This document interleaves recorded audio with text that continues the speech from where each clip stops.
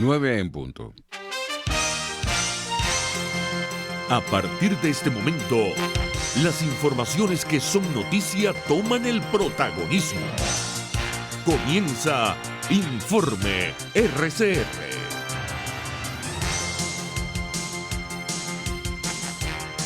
Muy buenos días. Hoy es 31 de julio de 2019 y esto es Informe RCR, que llega a ustedes a nombre de Jaime Nestares en la dirección general de la estación, de Willy Arcaya en la gerencia de producción, de Jackson Vargas en la coordinación de redacción. En la producción de este espacio está Marilia García y en la dirección técnica César Arteaga. Les saluda Argenis Barreto. Les recuerdo que aparte de todas nuestras otras plataformas, nos pueden ver en la cuenta de YouTube rcr.tv, la radio que se ve para Venezuela y el mundo, tanto en vivo como en diferido. Y les invito a que se suscriban y nos den un me gusta. Ya iniciamos la ronda informativa del día de hoy con la decisión de la Corte de Apelaciones de Estados Unidos, que rechazó la apelación de PDVSA al fallo sobre los activos de Citgo. En este sentido, el economista y experto petrolero José Toro Hardy afirmó hoy en RCR que la pérdida de Citgo para Venezuela es muy grave y explicó los riesgos de este hecho. Eso pone en riesgo a Citgo de manera gravísima. Y lo pone en riesgo no solo porque tenemos esta empresa que tiene ahora autorizada a cobrarse con activos de Citgo, sino que además marca un camino. Hay muchísimas otras empresas con las cuales Venezuela ha perdido arbitrajes internacionales. Me refiero al caso, por ejemplo, de ConocoPhillips, de ExxonMobil, de muchísimos otros arbitrajes que Venezuela ha perdido y no ha pagado, que ahora probablemente tomarán el camino de tratar de cobrarse con activos de Citgo. Eso pone a Citgo en gravísimo riesgo. Y, por supuesto, perder Citgo sería gravísimo para Venezuela. Porque Citgo es el principal brazo comercializador del petróleo venezolano. Citgo llegó a tener 8 grandes refinerías en los Estados Unidos.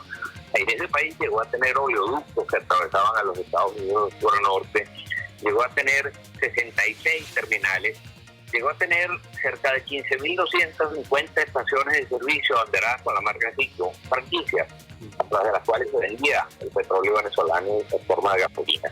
Llegamos a tener una situación extraordinaria aquí.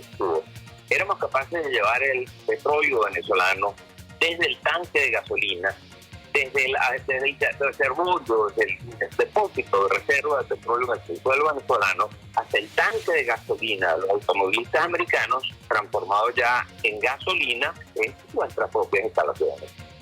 Seguimos con el tema económico. Este miércoles se cumple un año de la reconversión monetaria implementada por el gobierno de Nicolás Maduro. En este sentido, el profesor y economista Ronald Balsa explicó cuáles han sido las consecuencias de esta medida en la economía del país. Un balance muy lamentable, sobre todo porque en el momento en el que se presentó esta iniciativa de la reconversión era obvio para todos los economistas que escuché hablar sobre el asunto. Había otras prioridades que eran muy claras, detener la hiperinflación, por ejemplo, que ya se llevaba varios meses, estaba próximo a cumplir un año, y que para detenerse requería algunas medidas que eran como ya obvias. O sea, incluso el 20 de agosto, cuando Maduro anunció la reconversión, hizo varias referencias a lo que era indispensable hacer. Eso a una disciplina fiscal prusiana. Él dijo que la hiperinflación estaba relacionada con la emisión monetaria, cosa que parecía bastante sorprendente que pudiera decir algo como eso. Decía que era consecuencia de lo que llamaba la época entre el capital y el trabajo, el salario, los bonos que le había ordenado en este momento. O sea, parecía que entre las personas que le escuchaba hablar, en este momento hablaba mucho sobre ecuaciones y sobre equilibrio. Parecía que alguien estaba diciendo que había que tomar medidas para frenar la hiperinflación y él nada más lo tomó un discurso en el que lo esencial fue hablar de la reconversión, hablar de peso y hablar de un aumento de salario, que además tomó por sorpresa a muchos por la magnitud en términos relativos que decidió en aquel momento. O sea, esa reconversión nos ha costado mucho, no solamente dinero, que hubiéramos podido necesitar para otras cosas. 9:08. La diputada a la Asamblea Nacional, Manuela Bolívar, expresó hoy en RCR su preocupación ante la crisis alimentaria que se registra en el país y aseguró que cada integrante de las familias venezolanas cada vez pierde peso.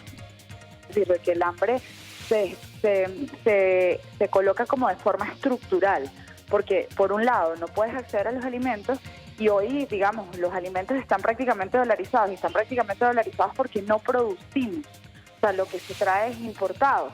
Entonces, en ese sentido, mira, Fedenaga decía hace unos días que en materia, por ejemplo, de carne, solo se está produciendo 30% de la proteína de lo que la población debería consumir, o sea que ni siquiera abastecemos el consumo interno. Entonces, aquí tú dices, bueno, no se trata, hoy el acceso a los alimentos se trata, por un lado, de que no hay alimentos para todos los venezolanos en Venezuela, luego dos, que hoy la producción no es en dólares, o sea, es una producción en bolívares, y empezando que la primera empresa que producía dólares es PDVSA, ya no está, viene pico abajo. Entonces, luego en tercer término, tienes una persecución férrea a quien produce, tienes una ausencia de Estado de Derecho.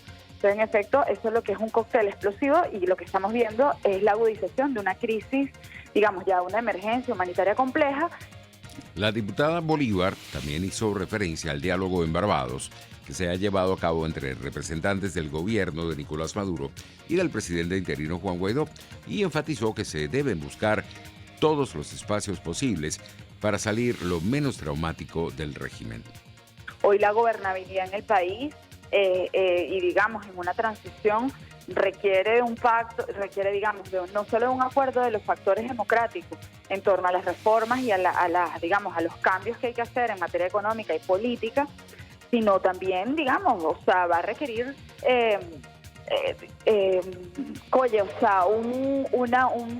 un trabajo de reinstitucionalización de los cuerpos de seguridad, un trabajo inclusive mancomunado con gobiernos de frontera para poder, digamos, tratar de tener control de algunos espacios en los cuales hoy el Estado venezolano no existe. Entonces, en ese sentido, estamos conscientes de la complejidad a lo que nos vamos a enfrentar. O sea, y no es solo un gobierno de transición, es la sociedad. Entonces, en ese, digamos, hoy hay que ir a cualquier espacio, María Alejandra, perdón. O sea, hay que ir a cualquier espacio, o sea, hay que ir al Grupo de Lima, hay que aprobar el TIAR, hay que ir a un espacio de negociación, porque al final, digamos, por un lado queremos una salida lo menos traumática posible para los venezolanos. Pasamos a otro tema, y es que cada vez más sube la cifra de venezolanos víctimas de la trata de personas.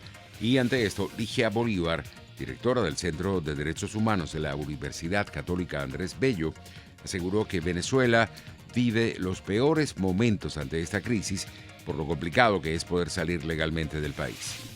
La posibilidad de salir libremente del país es difícil en la medida en que no existen pasaportes, no existen medios de comunicación, las fronteras están cerradas o están muy restringidas, en fin. Casi que se podría decir que en Venezuela vivimos en una situación de trata, todos.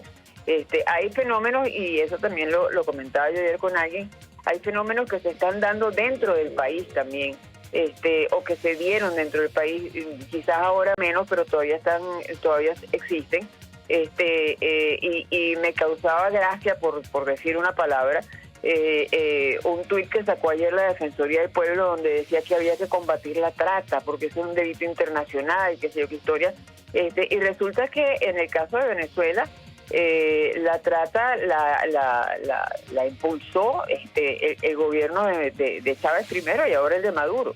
¿En qué sentido? En el sentido que si tú traes un médico cubano y le pagas una miseria aquí porque el sueldo se lo estás entregando a su gobierno en su país de origen y le limitas, le restringes el tránsito, le quitas el pasaporte y lo tienes bajo amenaza, pues eso es trata.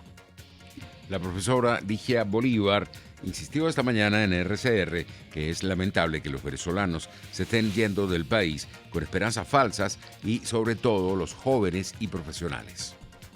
Mientras más carencia de recursos tiene la persona que sale del país, mayor es el riesgo de convertirse en un esclavo del siglo XXI.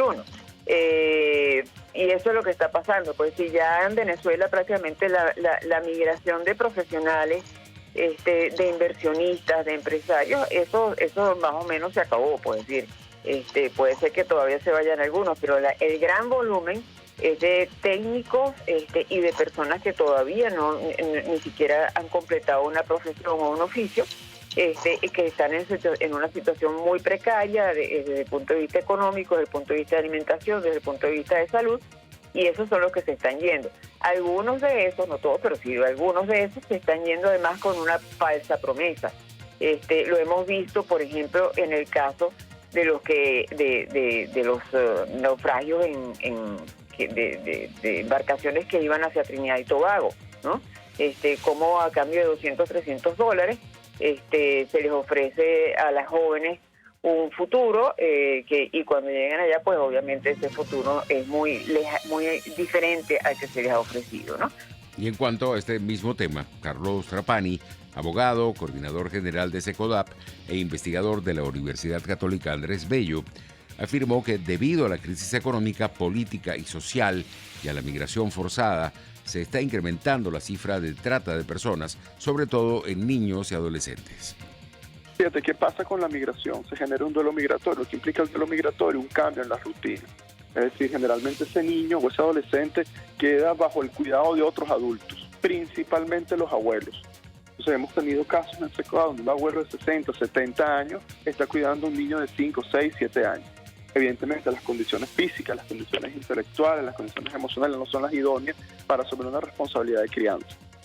¿Qué pasa? Bueno, los niños han cambiado sus rutinas, cambian casas, cambian colegios, cambian actividades extracurriculares que puedan desarrollar.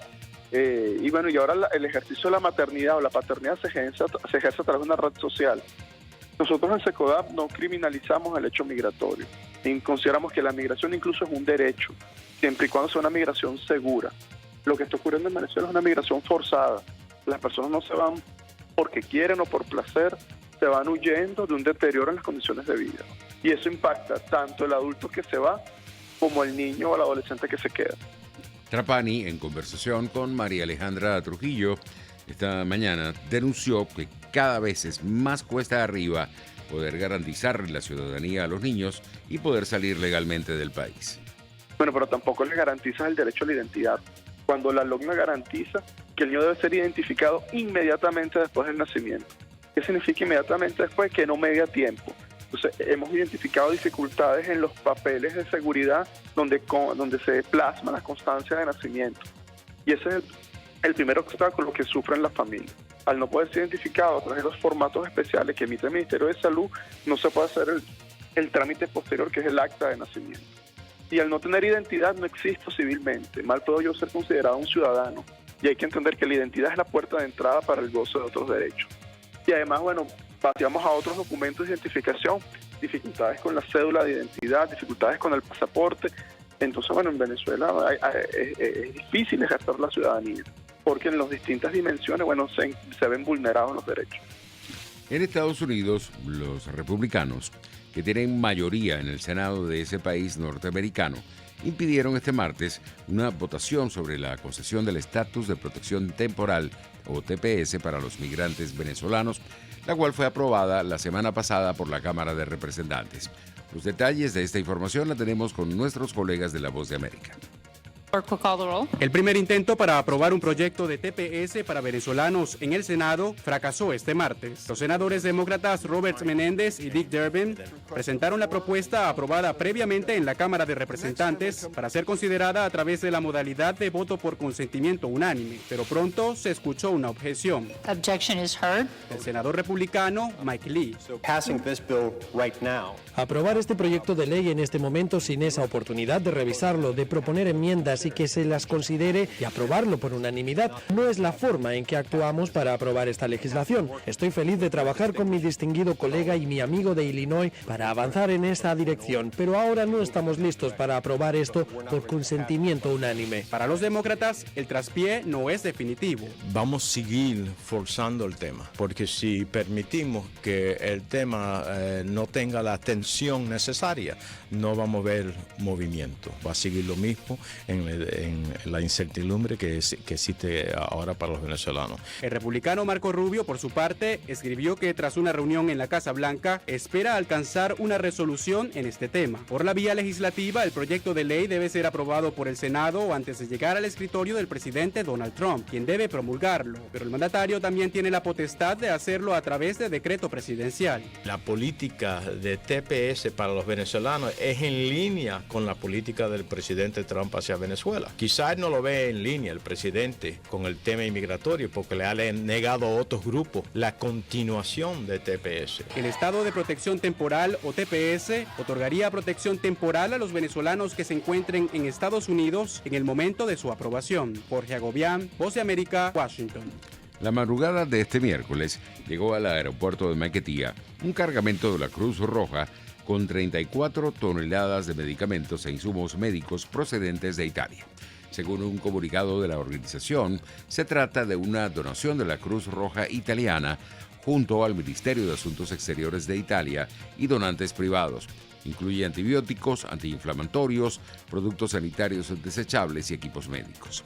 Entre tanto, la Embajada de Venezuela en México anunció que entregará pasaportes y prórrogas a los ciudadanos que solicitaron el documento durante 2019. Informamos a toda la comunidad venezolana en México que estaremos entregando los pasaportes y las prórrogas gestionadas durante el año en curso hasta el 8 de julio. Los interesados deben asistir a nuestra sede diplomática a partir de este martes. Esto lo informó la embajada en su cuenta de Twitter. En la página web se establecieron los parámetros para la solicitud por parte de adultos y menores de edad ante las autoridades diplomáticas. 9:20, hora de ir a publicidad y regresamos.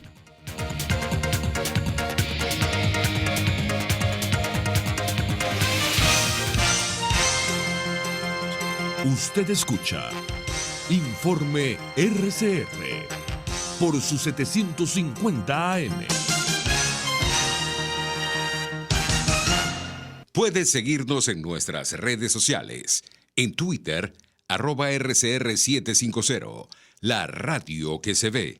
En el restaurante Long Low se atienden los comensales más exigentes con todo placer y piden sus platos a su gusto, pero si quieren algo y no está en el menú, se lo preparan a su gusto y al momento. Y los jueves, viernes y sábados hay música en vivo y bailable. Come, baila y goza en Long Low, Santa Mónica, Avenida Teresa de la Parra, calle Rufino Blanco Fombona, a la derecha después del centro comercial. No te equivoques, parece chino pero no es. Bar Restaurant Long Low, poquito pero sabroso, pero sabroso. Tu Cocada Express El Paraíso. Ven a disfrutar. Un producto 100% natural. Agua de coco, helados, pulpa, aceite, riquísimos dulces para que te lo comas solo o acompañado de la mejor cocada de Caracas. Estamos al frente del Parque Naciones Unidas del Paraíso. Síguenos en @Tu Cocada Express. Tu Cocada Express El Paraíso. Como tú la quieras.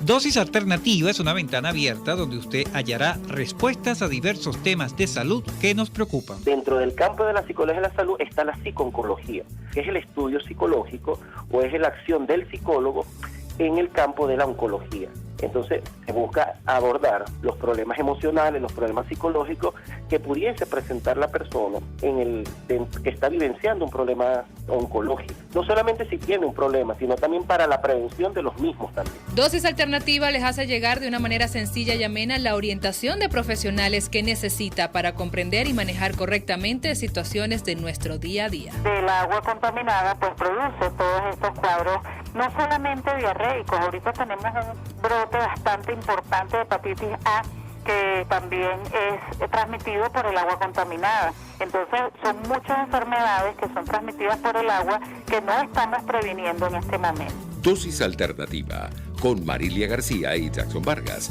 de lunes a viernes a las 9:30 de la mañana, solo por RCR y RCR.tv, la radio que se ve.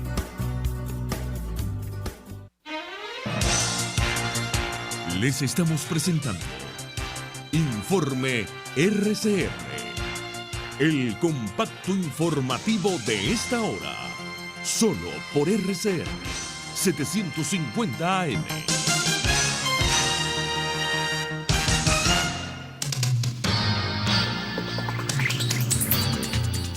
Iniciamos nuestra ronda informativa internacional en Estados Unidos, donde los aspirantes demócratas a la Casa Blanca centran su discurso en la cuestión racial después de acusar al presidente Donald Trump de racista por comentarios que hizo contra 5 congresistas y un activista de derechos civiles de color.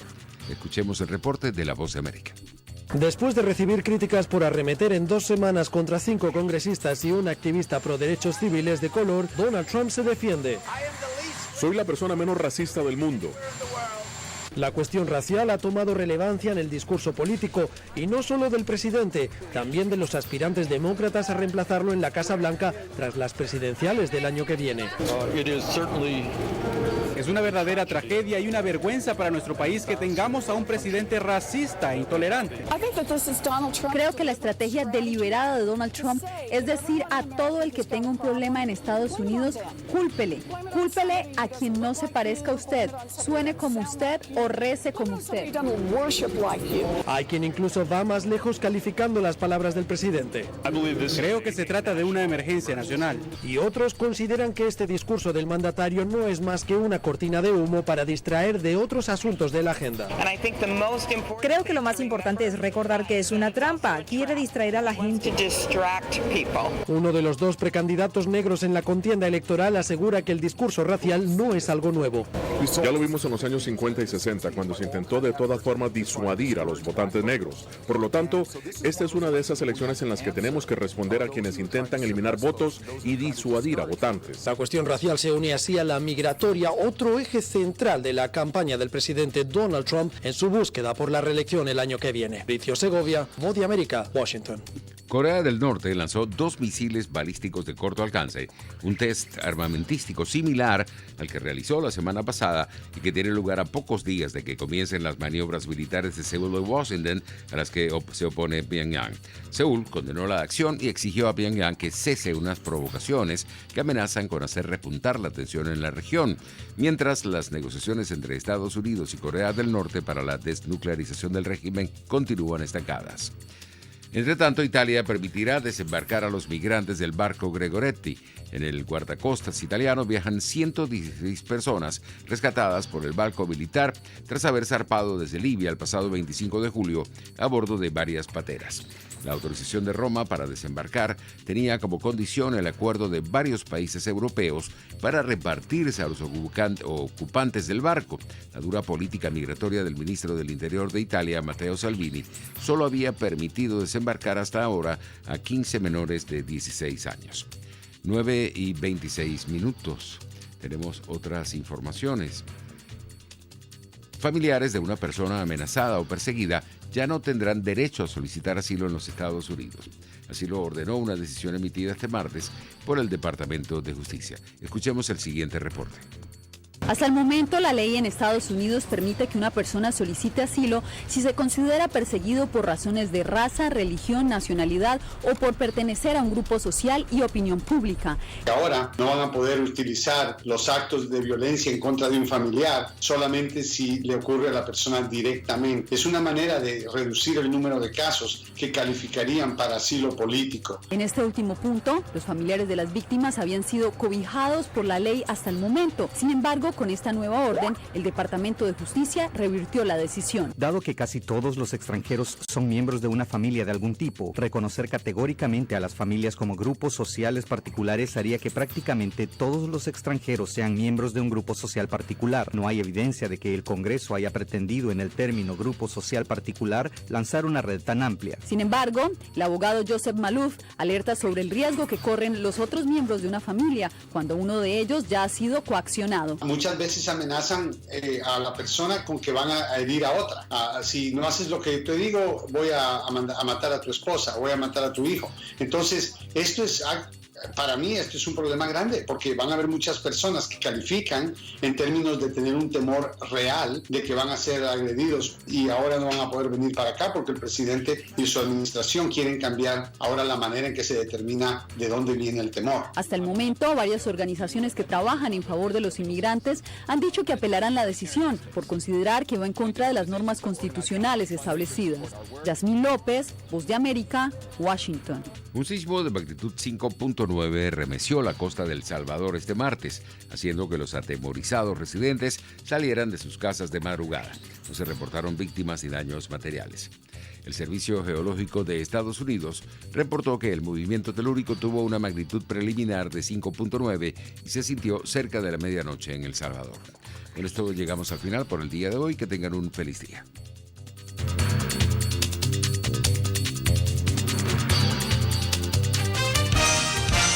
Hasta aquí este compacto noticioso.